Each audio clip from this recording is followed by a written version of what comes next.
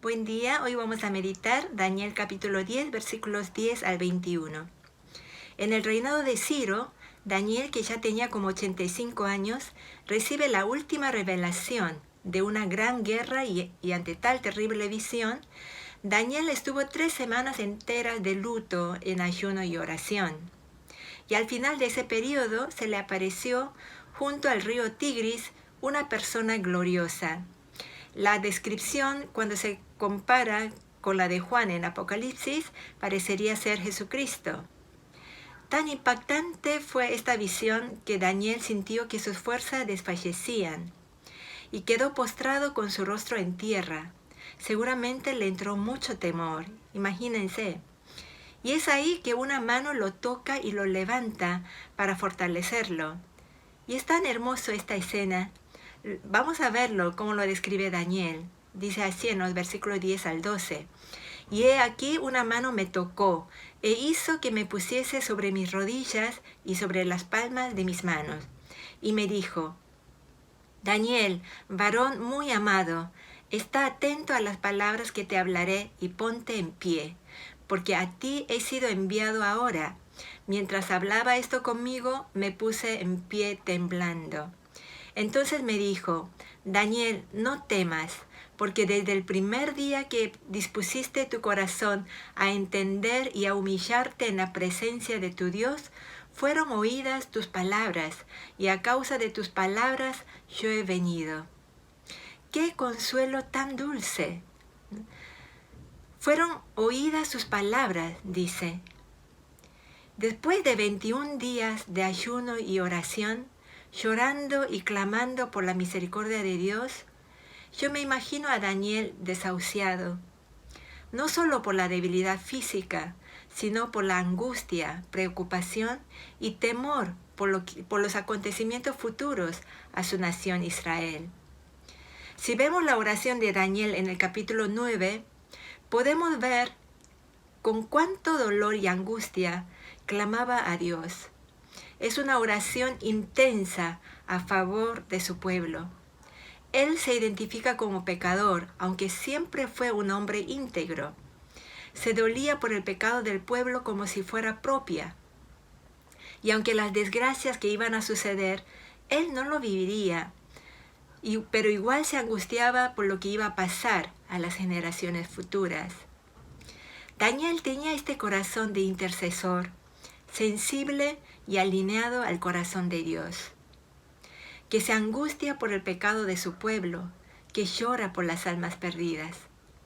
Si Dios manda al ángel a consolar a Daniel, es porque primero hubo esta angustia en Daniel. Fíjense cómo describe Daniel su estado emocional en el versículo 16, donde dice, Señor mío, a causa de la visión me ha invadido la angustia y me he quedado sin fuerzas. ¿Cómo podrá pues este siervo de mi Señor hablar con uno como mi Señor? Porque a mí en este momento no me queda fuerza alguna, ni tampoco me queda aliento. Me imagino a Daniel, anciano, sin comer durante 21 días, clamando con esa angustia por su pueblo, llorando y pidiendo perdón y misericordia a Dios. Y me imagino a Dios conmovido por las oraciones de Daniel. Y por este viejito que persevera y persevera de rodillas, hasta que sus fuerzas no dan más. Y me pregunto si no es este el corazón intercesor de Daniel que Dios busca hoy también.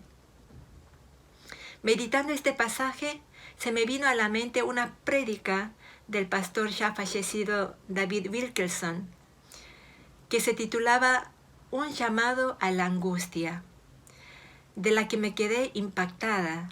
Está en YouTube si lo quieren escuchar. Y en una parte decía, ¿qué le pasó a la angustia en la casa de Dios? ¿Qué le pasó a la angustia en el ministerio?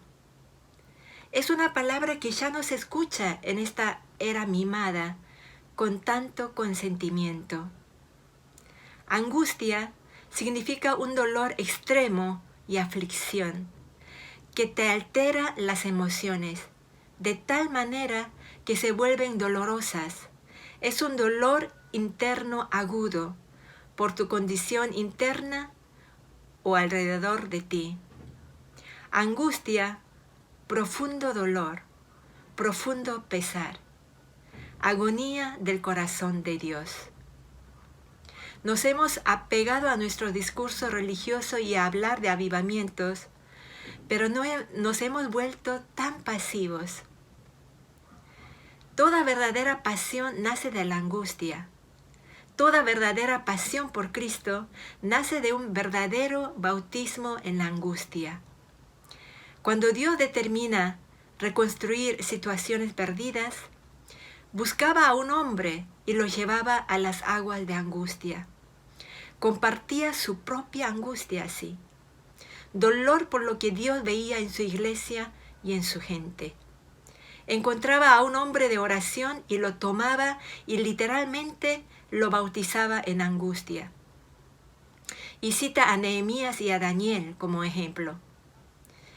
Y luego exhorta a la iglesia a quebrantarnos por la frialdad hacia Dios, por el conformismo con el mundo, y llama a llorar y a ayunar por nuestros familiares que todavía no son salvos, y a los maestros de escuela dominical los llama a llorar por las almas de los niños que estamos perdiendo.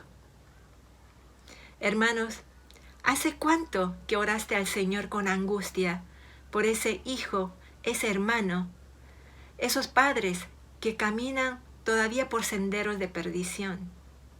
¿Hace cuánto que derramaste lágrimas de dolor y arrepentimiento por tu propia pecaminosidad y la de tus hermanos en Cristo? ¿Hace cuánto que sentiste el dolor del corazón de Dios por aquellas almas que nunca escucharon de Jesús? Hermanos, no pretendamos victoria espiritual sin antes de luchar con las rodillas. No pretendamos frutos en nuestro carácter sin quebrantarnos delante de Dios. No pretendamos consuelo de Dios sin antes agonizar días y noches buscando el deseo de Dios y no las mías. Es hermoso ver cómo Dios consuela y fortalece a Daniel llamándolo varón amado. En otra versión dice muy precioso para Dios. Y en el versículo 9 dice, muy amado, no temas, la paz sea contigo, esfuérzate y aliéntate. Y mientras él me hablaba, recobré las fuerzas y dije, hable mi Señor, porque me has fortalecido. Este es el resultado de una vida intensa de oración, a la que el Señor nos llama hoy.